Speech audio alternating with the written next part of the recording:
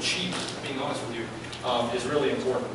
Well, say you registered 40 years ago, age, time, and circumstances, you changed your signature to sign 40 years ago. I would say re-register, just out of security. I was thinking about that while I was driving here because I've been registered for like 3.5 years in Colorado since I moved here, and I think even then my signature has changed a lot of things. I've never been happy with it, so I'm always trying to. I'm not artistic, so I can take signatures and stuff that you're at, have their signature. That's the only thing we can't control. No, so that's the only thing that in the Colorado voter registration we will never see. You just have to do the very best you can. And that's it. That's why I said there's one uncontrollable factor out of the 4, and that's it. So we want to control the 3 because generally speaking, I'll get you in just 1 second. Generally speaking, in most recall elections, the standard number is about 30% of all signatures get kicked out. They're considered invalid. But this isn't like a lot of recalls. A lot of recalls, they're door knocking, they're pounding people in front of grocery stores. And a lot of people sign them just to get out of their face. And they're doing it wrong on purpose, just to stick it to this person who was annoying to them. If we fail to verify that, we can knock that number easily in half, if not less. Probably less than 10% of our signatures will get kicked out. I don't honestly expect everybody to use the app. I know that it's hard. Some people don't even have smartphones, so we're going to be realistic and know that everybody's not going to do it. But the more people that do, the more important it is, because then we can see every single day how many signatures have come in based on who gets checked off the list. That's one thing that we've had the opportunity to watch the national popular vote run along for a couple months now, and it seems like they're doing very well. They've announced they're well over 100,000. I think they're actually really close to just being done. But they made a lot of errors along the way that we got to learn from. One, they printed all their petitions in one central location. So then they had to race to get their petitions from this one central location all across the state, and it cost them like $50,000 in printing costs. And then they didn't track anyone, so everybody's volunteers. So they said, all right, you take 5 petitions, you take 4, you take 3, and well, I hope you'll send them back to us.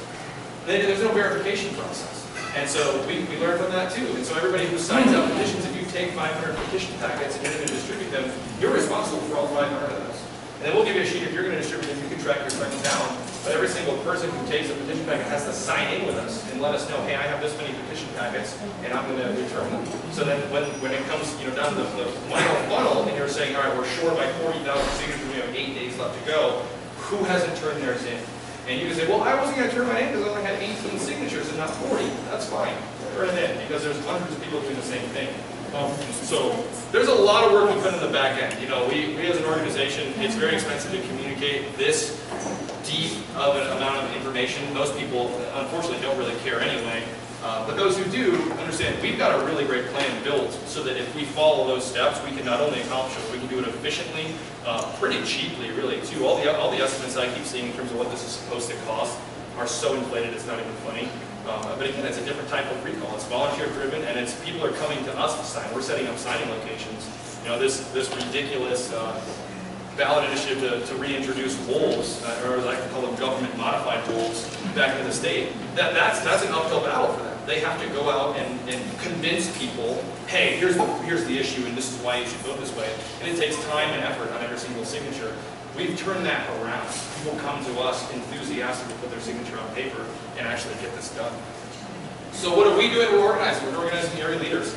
Timmy sat through a super long speech of mine, 2 months ago now, about how our mission statement early on, and I probably bordered tears, but it was important that we had a plan there. We just needed to get a few more people on board. So she drove all the way to Castle Rock and sat through that meeting. So she's been a great voice for us out here. And as more and more people learn what we're doing, more and more people want to get involved. So getting these people to be petition carriers, if you have a business, do you want to be a signing location? What we're having is you're going to pull up your computer and there's going to be a map. It's going to look just like Google Maps, except it's going to be blank. There's no businesses on it. The only businesses that are going to be on it are the businesses that have signed up with us to say, hey, we want to be a signing location.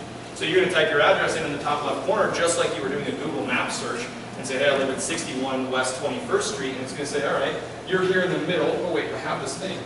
You're here in the middle, and there's a sign-in location here, here, here, and here. Take your pick. But if you don't sign up for this, then your business doesn't show up. So if you want someone to do it, send us your address and tell us what hours you're open, when you'll have a petition available, and people will come to you. And ideally, right, if somebody's going to step foot into your business, sign a petition, shouldn't they browse? Shouldn't they look around? Maybe they're going to buy something. Every gun store in the state should want to do this. In fact, most of them have been enthusiastic about willing to use that because people are going to show up and leave with an AR and then a kit to put their 30 round magazine. fundraising, of course, it's an important thing. You know, it's the one that we never like to address. Like, well, where's my money go? What's it doing? Well, that's a hard question to answer. It's going for advertising. It's going for printing petition costs. It's going to run Google ads every here and there, or Facebook ads to try to bring more people in to get more eyes on this recall. Because I think there were people in this room who raised their hands saying they didn't know a recall was coming. It's hard for me to understand that because I've been in the middle of it since March. But we have to get that word out there. So that's the ways we have to spend funds. Community involvement. This is a perfect example of community involvement. People who show up to these things. Some people, and I'll tell you that I'm this person. I love to come to these events like this. I sit in the back corner. I don't say a word to anyone, and I leave. I still love being there. I feel like I'm part of the social atmosphere, but I'm not really good at making friends like that. I just kind of want to enjoy it, learn, and go. But those who socialize talk about this. Hey, have you seen the crap our governor pulled this week? And chances are they're going to say, yeah, I did. You see they're going to recall him? Hell yeah! And that's the kind of enthusiasm that I can't get. Public notary list, also super important. Remember I mentioned that every single person who carries a petition packet has to get that publicly notarized. So having a list of public notaries all over the state, we'll do something National Popular Vote did really well. Something we're going to mimic almost to the T was having notarization days. So somebody would set up at the local library in Arvada, or you name your town, sit there all day, and people would bring their petitions in to have them notarized. Once they have them notarized, they're going to return to us. You cannot return them to us without them being notarized, or else you have to throw them straight in the trash. And then, obviously, like I said, continued education. I skipped a huge chunk of this. I skipped the part where I started talking about the red flag bill, or Senate Bill 181, or this radical sex education that's being passed in the state. Because I can here. But maybe your neighbors aren't that way. Maybe if you start talking about it, they're like, what has he done? And here's how I respond. What's the most important issue to you? I'll find something, because he's already done it. It really is that easy, as long as you're fairly well educated. If you go to our website, actually this projector is off, but recallpolis.com is our website. I was trying to shamelessly plug that this whole time, but it's cut off a little. If you go to that website, there's an issues page. You can go down and read through what these bills mean. I try to put it in the most layman's terms I can, because that can be number driven and boring at times, so I don't want everyone's eyes to glaze over. You can send your friends there too. They can learn a lot about it. What else is on this site that I think is really important, we embedded the Rocky Mountain Heist video. If anyone has seen the Rocky Mountain Heist video, if you do one thing tonight, go home and spend 40 minutes watching that video, and you're going to be mad. You're going to be more mad than I'm able to make you today, and that's when you'll bust through the door. But the Rocky Mountain Heist talks about what Jared Polis has done in the state for 15 plus years, and to some people they don't know it or they don't believe it, but it's very well documented. The way they spent their money, the way they started changing laws one by one to open up campaign finance, and they just, as millionaires, dumped it all in, and just one by one bought races and just ran kids and people out of town who, hey, I raised $22,000 for my state house campaign, I'm doing really well. Oh, this guy just got a $150,000 check from Pat Stryker, and now there's TV ads running saying I'm an illegal immigrant or something like that. It doesn't even have to be true anymore. We live in the age of deception. So continuing education is really important. So what do we need to do now? Well, we're only 2.5 weeks away, so we continue to collect donations to make sure we cover the printing costs. You need clipboards, pens, you need stickers on people's chests, because if you are a petition gatherer, I said this earlier, you have to wear a sticker on your jacket that says volunteer petition gatherer. That way, everybody knows you're paid or not. Why that's the law? I don't know, but it is. We want to continue to develop an infrastructure. So right now, all my phone has been buzzing in my pocket since I stood up here. It drives me absolutely insane. But all these chats are people emailing me saying, hey, I have a business in name the town, name the place, and I want people to come sign the petition here. Or hey, I work at a truck stop in Lyman, Colorado, and people are coming through all the time. Can I have one at the counter? Can I gather signatures there? And the answer, of course, is yes. But they have to contact us. They have to get on that list. They have to be part of this infrastructure of people all over the state that are willing to help. And then at the end of the day, educate voters about the recall and what happens. There's so much information out there. There's actually a second group. This is going to be the 800-pound gorilla in the room when Q&A answers, and I already know that. But there's a second group out there right now that is actually pumping out false information. There is a law. The law tells you what happens in a recall process. What happens when two petitions are circulated at the same time. I can tell you every single thing there is to know about that because I've studied it. I want to make sure we get this right. We don't have a friend in the Secretary of State's office. We don't have a friend in the governor's office. If we mess up, I'm screwed. I don't care. I'm happy to take those punches because that's my style, but we have to get it right. So if you have an organization out there telling you 2 petitions can't circulate, or you name it, I'm sure you've seen it actually. That's just a lie. So get your facts. And if you want to go to our website, everything on there is factually true. There's not one deceiving thing on there. What do we need in July? Everything. We expect to get less than 35% of the signatures kicked out. That's really important. I guess I've memorized this so well that I get out of order.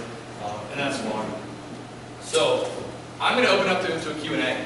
Because I want to. I think a lot of people started raising their hands when things came up anyway, and it's really important. But the last thing I'm going to leave is please educate your children.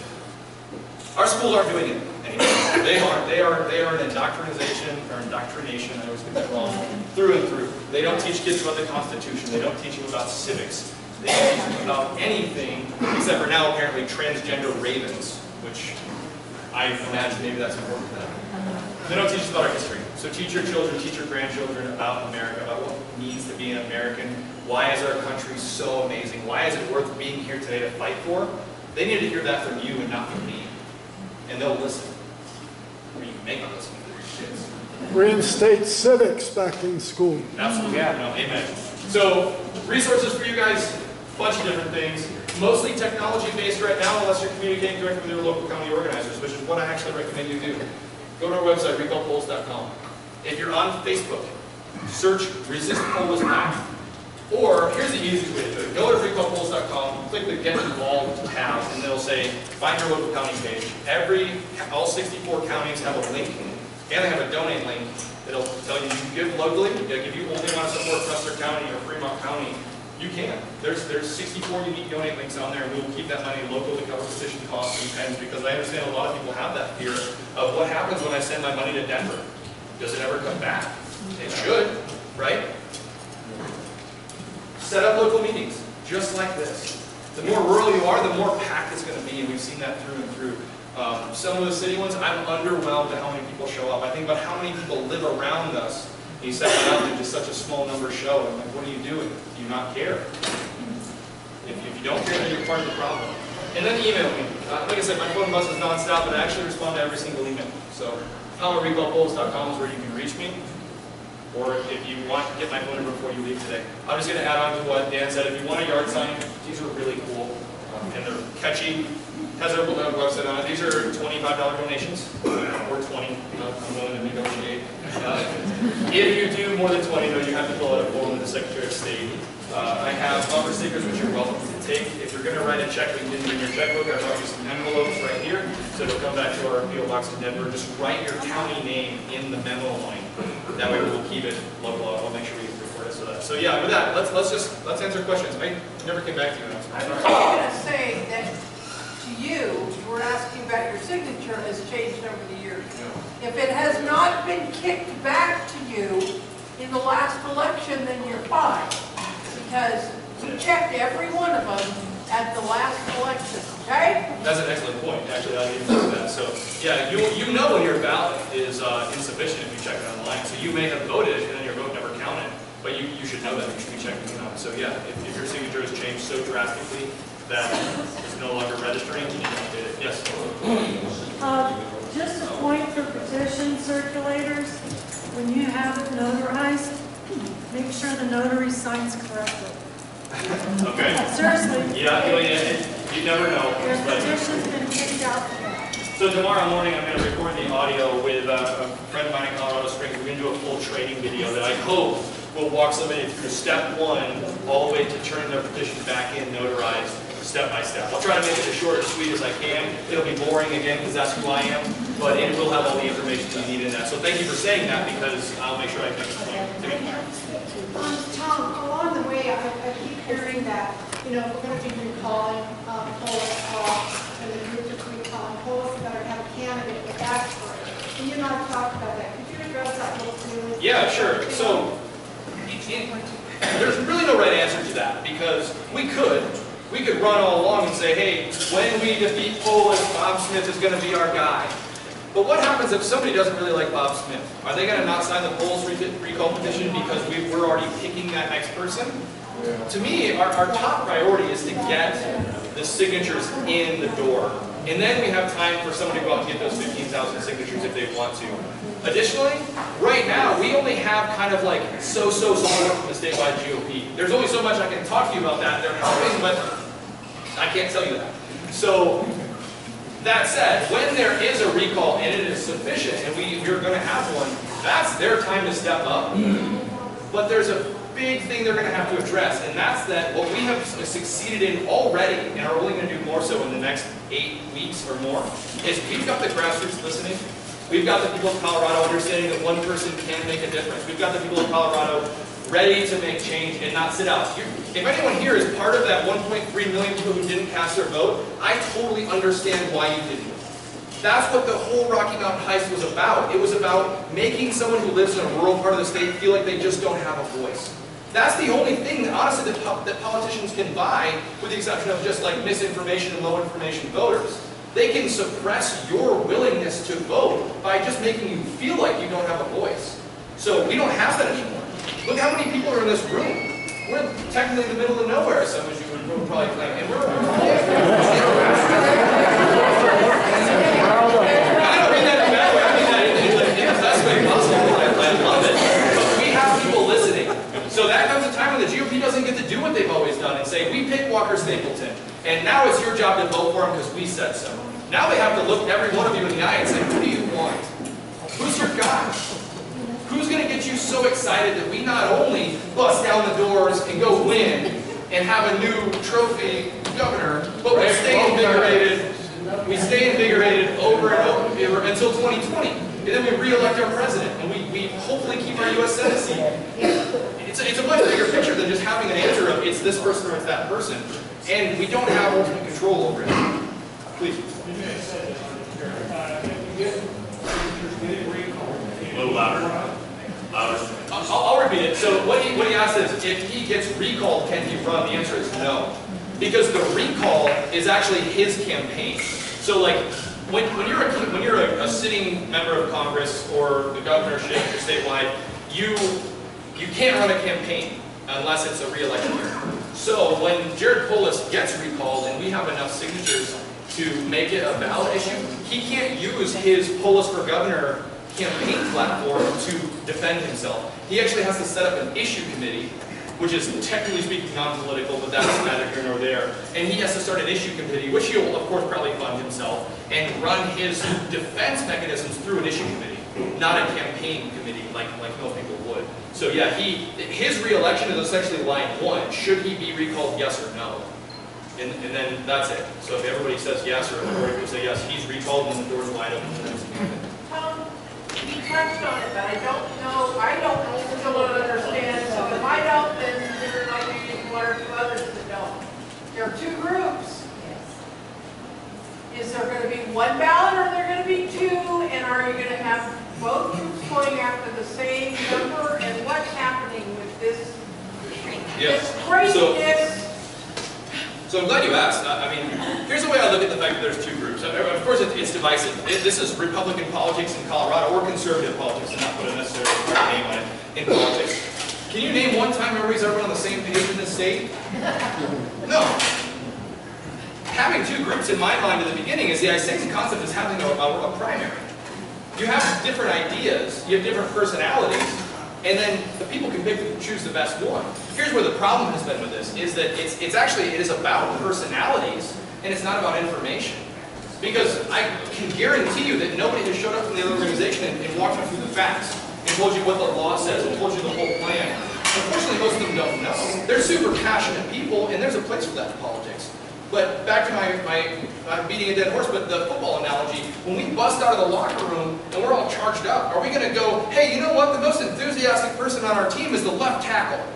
So he's throwing that Hail Mary pass into the end zone, not our quarterback who's practiced this and done this for years. He's boring. He's a logical guy.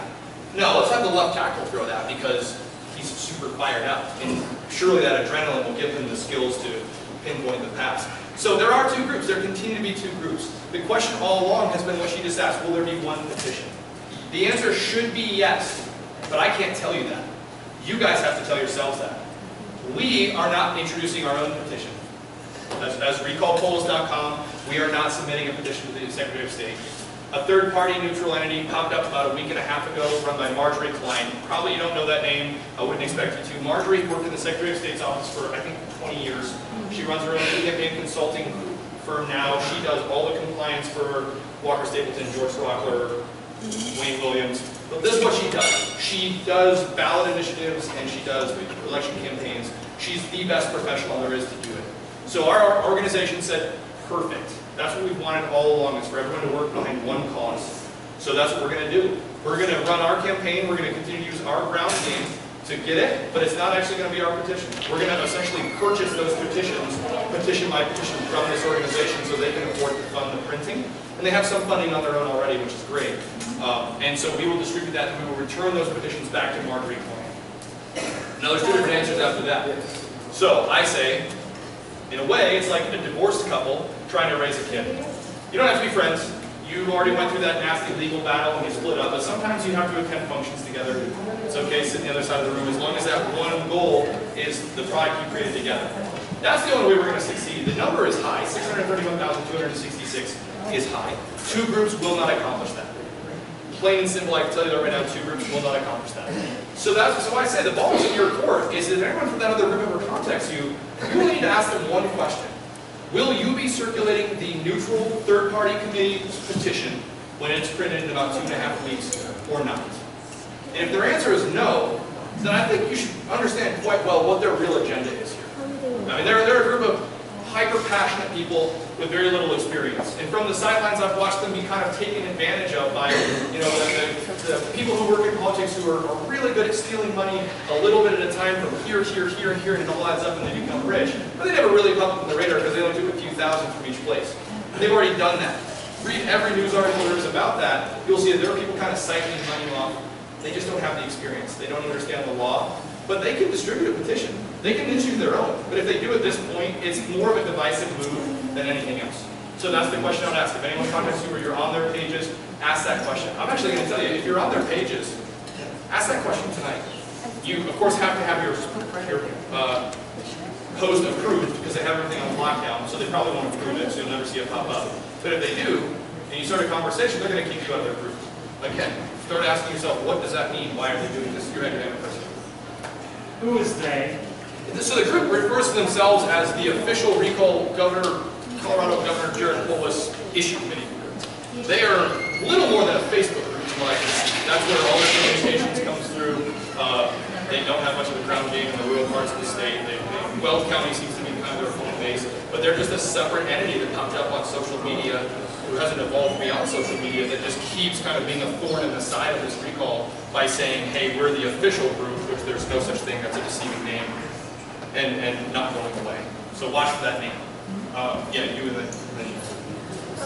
Before you mentioned about them having an issue committee, Yeah. can you take those issues and then put it out there via media to substantiate all the stuff that you're trying to convince people not to recall? Yeah, that's actually what that would be. So an issue committee, the issue is the ballot question in this case, but it's his political campaign saying, I've stood for this, and this. It'll be the same thing as a political campaign, just legally speaking. He does, yeah. That's part of the blueprint. You know, he's bought it. Yeah, I agree. I mean, so we should get used to that. yeah, I think so too. You know, I mean, there's a lot of things like when I worked and lived in DC, I hated the way Congress worked. I was a young, naive kid who just asked way too many questions, and usually the answer was, Tom, you don't understand. Tom, that's not how things work here. Tom, you're not going to make it very far here if you keep asking all these questions. And interestingly enough, I didn't make it very far because I chose to leave because I got fed up with it. And so when you get to the point where you feel like you can't ask questions anymore, they've won. When you feel like you can't say Trump or you can't wear a Make America Great Again hat, they've won. So be conservative, be anti-Polis, and be unapologetic about it. I'm going to skip Lady and make sure you have technically nothing. So that's a great question as well. The only time... Oh, sorry. So she said, what happens if you sign 2 petitions? So what if this second organization that is not part of ours decides to not distribute the third-party committee, and they start distributing their own petition? You can actually sign 2. The only time your signature counts is the first time it's turned in to the Secretary of State's office on that petition. So again, we can back up and say, Two groups are not going to reach 631,000 individually. It won't happen. So if one of them did, against all odds, then that's where your signature counts. But if they don't, then your signature doesn't count anywhere. And the only reason it gets funky is if we submit, we have 650,000, they kick out 20,000, we have 15 days to remedy that, and then the second group submits in that window, then your signature is null and void on both. Again, almost impossible with those odds actually being the case, but that's the only time that it really becomes counterproductive. So you can sign two if you want, but there should only be one. So if you don't see dismiss Polis on the petition, and you see anything that says the word official, just don't sign it. I mean, honestly, just avoid the trouble, because they're not helping this organization or this movement. Two. How can we, in terms of getting rural Colorado engaged, and you said, it is out there in farming communities and, what it's all about. So how can we bring that together? I mean, because Polis he's got to be involved, we all agree. Yeah. So how can we roll with that? I'm not sure exactly what you're asking me. Like when you said, how do you bring it together? Yeah, how can we get rural Colorado engaged in this petition thing and get everybody engaged like what we are here? We've got a short amount of time to get it done. I love that question because I've made a lot of jokes against myself since I've showed up here. And there's a reason for that, a certain level of humility I have. I don't know what's best for any of you. And I never will. You know what's best for you. So if you're a resident of Custer County, you actually know the best way to communicate with your neighbors and to get them enthusiastic about something. I can tell you what I think, but I can't promise you that that's actually what works. I mean, I've lived in a lot of different parts of the country. I grew up in a very rural area just like this. It just wasn't so beautiful because what we call a mountain is like your smallest hill here. But I don't know because I don't know what's best for you. What I would say is talk to your neighbors. Post on social media if you use it. Post on, send emails to your friends. Make a couple of phone calls. Visit the lady down the street who doesn't get out much and take her a basket of peaches and make sure you get a signature. Just be a community. Be a community. Be neighbors to each other. Show up to events like this and don't be me. Don't sit in the back corner and walk out and say nothing. Just talk to somebody. Get to know them because we're all in this together. One of the biggest problems in America is it's Democrat versus Republican. It's pro-life versus pro-death. It's pro-gun versus anti-gun. Why? Why do we always have to oppose each other? We're all neighbors. I mean, the whole way that capitalism works and a free society works is we all ran it together. A corrupt company never succeeds in a truly capitalistic society when the consumers are educated. Why would you buy a product from a company that you don't support?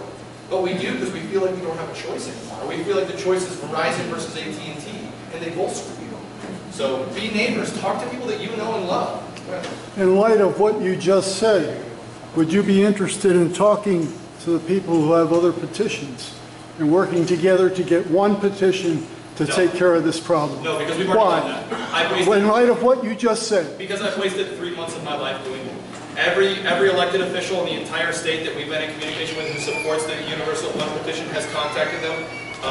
Former elected officials who are highly respected have contacted them, and the answer is always no. So the only answer that we care about is there's nothing about coming to the table, there's nothing about negotiating. We've done that. I have truly wasted hundreds of hours of my life trying for that and being naive enough to think that they were actually in this to win. And it's over. So you might notice I'm a little annoyed by the question, but it's because I really have put a lot of time into it. And everybody that comes to me and wants to get involved in this organization, they're so enthusiastic and they're ready to go. And they say, well, wait a second, there's 2 groups. And I said, absolutely there is. But there's only going to be one petition as long as you do your role. And they're like, no, you know what I'm going to do? I'm going to go talk to them. And I'm going to be the one who convinces them. Get in line. You're number 450 this month. Honestly. So after a while, the same thing keeps saying, no, it's time to move on. We're 2.5 weeks away. That was a great question 3 months ago, and I supported it wholeheartedly. Everybody has tried, through them, through their attorneys, through famous people in Colorado that are highly respected, and the answer has been no. So that's my answer. Please. I don't think this tonight discovered that there are more than one group. Because I've been following, thinking it was, I thought it was this group, but it's not this group. So now I don't know who I'm Well, it's definitely confusing. It's hard to stay on top of these things. Our room's a lot smaller. And I signed a petition. I don't know whose petition I signed. You did not. You signed an online petition, which is not a real petition. No, I signed it at the, National Popular Vote. So yeah, it wasn't a Polis one. So that's their own entity. that's not a real petition? No, it is. Yeah, if you signed it in person, yeah, that's the national popular vote petition. I signed a petition, but was that their petition or your petition? Neither. That was Colorado Votes petition. They're running a different campaign. They're recalling the electoral college giveaway, which is separate from the polling. Whose petition was that? Colorado Votes. We're not talking about that today. That's a whole different issue. So today we're talking about recalling the governor. That petition won't be out, so there's no such thing as a signed petition at this point. So if you sign it, there's only one of those. There's not multiple groups working on Colorado Votes. It's just one. So if you signed it, you've done your civic duty, and now your next step is to sign this petition. You didn't cancel your name out or anything like that. So when that petition comes for the recall, this petition line already signed. Look for the name dismiss Polis, because it's technically speaking neither of our petitions. It's a neutral petition. So their petition counts as much as your petition? No, not if it doesn't get as many signatures. Please. So I recently worked on one of those recalls. I believe the rule is supposed to be if you have a neutral entity that's going to be filing for a petition as Secretary of State, it's the first one that gets there. So if you have a neutral person that's going to be processing that, and if this other group ends up wanting to write one, whoever gets there first. Yeah, that's what I said. Whoever is approved, that is going to be the official petition that needs to go out. Either group. Oh, no, absolutely not. So I thought you were saying something different. No, imagine this scenario. If the first person... Yeah, I'm sorry. So she said she had heard that from the first person to submit the petition to the Secretary of State would become the official. Absolutely 100% false, because imagine this scenario. If I'm Jared Polis, who's going to submit the first petition to recall me? I am. And then everybody else will go straight in the trash. So no, it's not. There could be 30 petitions or more circulating in the state of Colorado for the same issue. The only one that matters is the one that's submitted, finalized, with the valid number of signatures at the end. It's not who comes first. That's one of the lies that we've seen the other group tell that's highly deceiving. Absolutely not true. In the back. Okay, I have a social media question for you. So your Facebook page currently only has about 2,000 members. Yep. It's also a closed group. Yep. How Well, good? yes and no. Our page has 2,000 members. It's a page. Right. Our group is a closed group, and it has about 2,000 members Okay, as well. your Facebook page is a closed group. Wrong. Our Facebook group is a closed group. Okay. There's a difference. A page and a group are different things. Okay, your group. Irregardless, people, for instance, myself, I typically wouldn't have come to a meeting like this. So how are you planning on reaching more people on social media that won't congregate in a group such as this one? So by using a page and not a group, and I understand that's highly confusing because I had to learn this in this process. I didn't know the difference. A group is closed and it's always closed. So somebody has to ask to join it and they get in. Right. You can only communicate with the people inside that group. But a page is open to the public. So a page is where you put your information and then anyone can see it, which includes the left, it includes the liberal media. Sure. But it also, with a page, you can put $20 into an advertising program and reach an extra 8,000 people. Like, it's actually surprisingly cheap right now, especially if you narrow it down into the state of Colorado. So by using a page and putting really not that much money behind it, you can communicate with a lot more people. So kind of what I'm getting at is the other group, whom I'm very familiar with because I was actually talking to them back in February about the recall. Yeah. They have their stuff everywhere. On closed groups, you know. It's an optics thing, you know, in politics, like that's the other thing that money starts to buy is where do you see more and more names, etc. So are you guys reaching, how many people are you reaching with the page? On an average, like our posts hit probably 35,000 people, and we don't have like a pro behind it with, you know, I'm sure you're familiar with the phrase like clickbait, and there's things that are catchy that people love. I don't know much about that. There's other people who handle that for us. So right now, it's 35,000 at like a $15 to $20 cost. And each day as people more join the group, then that number keeps growing. I was talking to Timmy about this beforehand too. Again, it comes back to optics. People still send me stuff in the other group. I don't care to read it, but I saw one a couple weeks ago that was interesting. They asked a poll, and I forget what the question was. I think it might have been about like who thinks the recall should be done on July 8th versus a couple days later, etc. They have 42,000 numbers in the group, so they claim. Want to guess how many people filled out that poll? 235. Maybe 280, like with the tiers down. So it's optics. Yeah, it's highly stagnant. It actually hasn't grown. And the reason being is, even when I was a member of that group, I muted it. I was so tired of seeing just like the repetitive posts and the stuff that just didn't pertain to a recall. So If that's all they have is a Facebook group that's closed and they say that their membership is going to be enough to communicate with 800,000 people, well, once again, you're being deceived. I mean, they have more members than we do, but they don't have more leaders than we do. They have more people who sit behind keyboards. And there's a huge difference in politics. A tremendous difference. So do you guys specifically, have moderators that are making sure that your guys' page gets out to as many people as possible? Yeah. So if you were part of our pages, you'll see every single county page, and we don't have 64 county pages. That's something we did a little bit differently. We combined a couple of counties that made more sense geographically. We combined a couple Senate districts that will also overlap with Senate recalls. Each one of those, the admins on those pages are our county leaders, not us. Like, we don't hold it locked down for the same reason I said I don't know the best form of communication for something like Custer County. I trust that people here do. So we kind of turn it over. I'm super libertarian, you know, as a person. I'm very like lackadaisical about things. So I like to let people lead their own stuff. I don't like to tell people how to live their lives. So we turn those over. They're still all run by the same couple people. So yeah, it's all local, and those people moderate. So they try to keep people who are, you know, left-leaning out of the pages. They try to keep people who are there to cause trouble out of the pages. And then when they don't, when they let them in by accident, that person posts, it's their decision. Do they want to take the post down and remove that person, or do they want to let it go? It depends on what kind of conversation it's going to drum up. So, because sometimes people start saying hateful things, but it turns around really quickly. It turns into a great conversation where a lot of people learn some things. So Facebook sucks. It really does. Yeah. I mean, but it's important. Yeah, and it's probably our cheapest medium right now, aside from direct email, which we have a really robust email program going, just from like lists that I've built up over the years. Okay, so moving forward, let's say all this goes through and we get the votes. What might the plan be to combat this media deluge? This? This? Why do we turn to the media every single day? Wait a minute, because if you have the Denver media, that's where the mass people are, Denver and Boulder, they aren't going to get this as much as people turning on their TV are going to get. Yeah, that's fair. Wrong, I've done this, and this, and I'm wonderful. Candy, you can't fix stupid. Well, so, Keep that in your head. it's partially right. So there's a couple of things.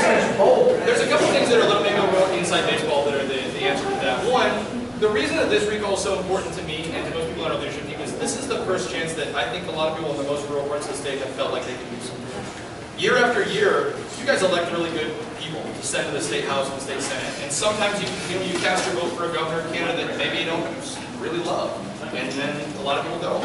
So this is connecting us again as people, as voters, as a community, as a county, and so this is where we start to communicate. I don't watch the news. I don't get my news from the news. I get my news from people that I know and trust locally, and so. Yes, he's going to spend a lot of money to drum up the media in places like Denver, but it's an off-election year. It's not 2020. There's not a presidential campaign. Younger people and more liberal people tend to come out more in those years when it seems more important to them.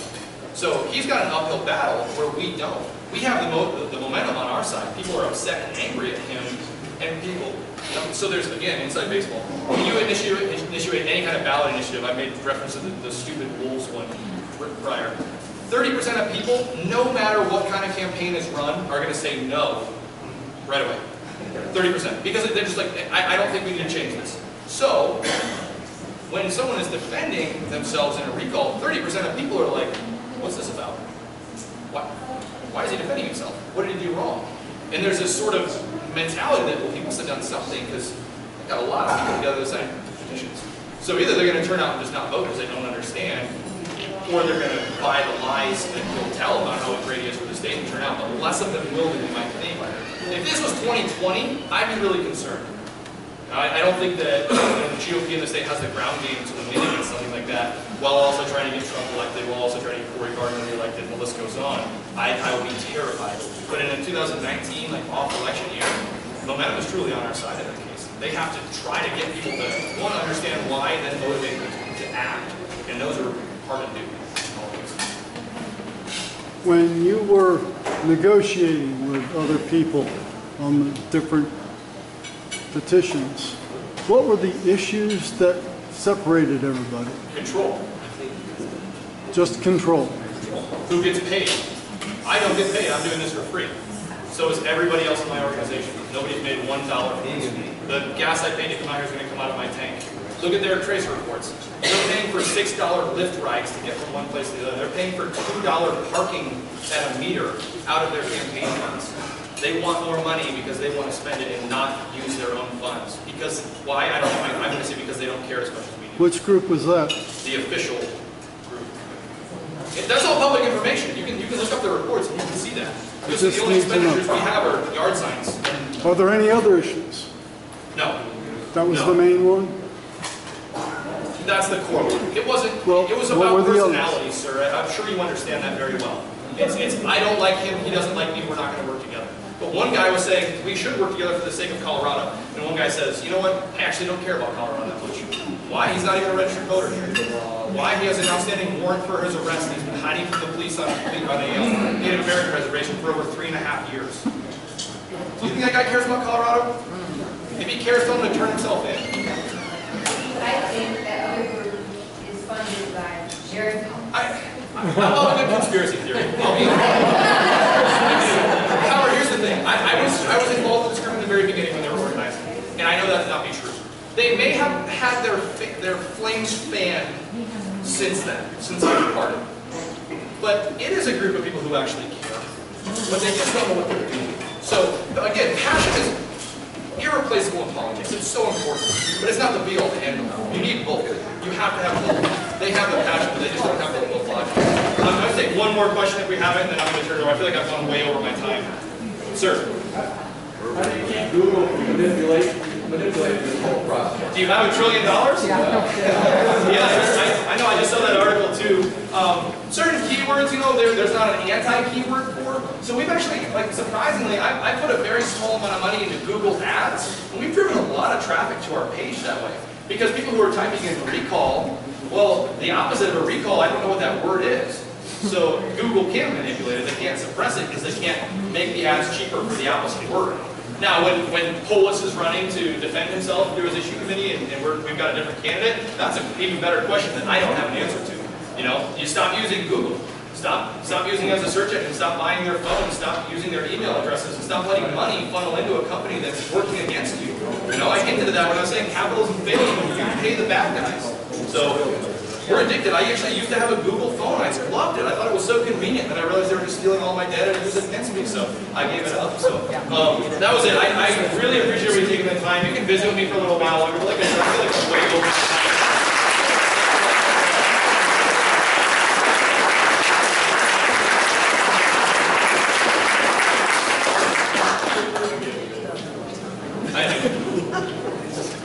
All right, so for those of you who are here, the media doesn't mean anything. When we recalled 2 of our commissioners, we didn't have the media. The reality is what it's going to take is work from every one of us. And we're going to reach out and touch 10 people, and they touch 10 people. We can do this. Be optimistic. It's going to take a lot of organization, and we're working on it. So let's, all right, so Tom's all apologetic and it took so long. If you did not get your food or your drinks, they did not expect us tonight. They don't expect us in the summer. And so it's not their fault. We're not going to meet next month or in August because they just can't handle it. So, I know that some of you are chomping at the bit. Normally we leave around 8-ish or get done around 8-ish. So I have another speaker for you. I'm going to bring up Rick again. I told you that he was the vice chair of the Republican Party for Fremont County. He's an Gold Star dad. He's been active in politics since like 2001, 2002. He's worked on the Pence campaign. So he kind of knows what he's doing. But he's going to introduce our next speaker for us. I hope you can hear me. My voice isn't as booming as theirs are.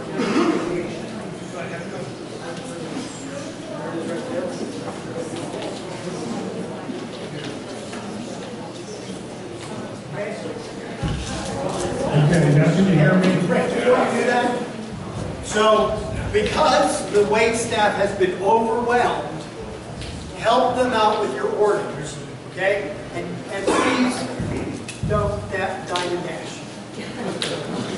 Okay, real quick, you have two great conservative newspapers in this area. One owned by John Emerling, the Crusader in Kansas City, and one owned by George Heinrich, the Sentinel, here in Westcliffe. I don't know if you guys were, but after the primaries last year, I was a little bit depressed. Some of my candidates didn't make it. After the November election, I was real depressed. I was almost on medication. And then I had a friend, Bob Dewey, call me, asked me if I'd help. If I'd run for vice chair of the Republican Party in Fremont and help him as the chair. I said, well, we'll try it. So my wife and I, we formed a group. It's called Casters on Stand. So I'm here to introduce Greg. Greg Lopez was a Air Force veteran, weapons specialist, actually a disabled veteran, lost part of his hearing while he was serving. He owns a small business owner, owns a bar restaurant in Aurora.